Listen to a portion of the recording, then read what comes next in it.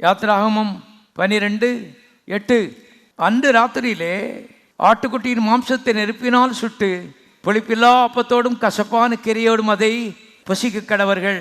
பச்சையாயும் தண்ணீரில் அவிக்கப்பட்டதாயும் அல்ல, அதன் தலையையும் அதன் தொடைகளையும் அதற்குள்ள யாவையும் ஏகமாய் சத்தமாசிங்க நெருப்பினால் சுட்டதாய் அதை புசிப்பார்களாக. ரத்தத்தை பூசினாங்க. ரெண்டாவது ஒரு காரியத்தை செய்யணும் போட்டிருக்கு. ரெண்டும் சேர்ந்தே வருகிறது. ஆட்டுக்குட்டியை நெருப்பில் போட்டு சுட்டு இந்த மாம்சத்தை புசிக்கணும்னு போட்டிருக்கு. கவனிங்க, பச்சையா புசிக்கக்கூடாது, நெருப்பினால் சுட்டு புசிக்க வேண்டும்.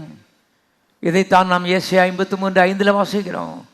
ஏசாயாவின் புஸ்தகம் 53வது அதிகாரம் 5.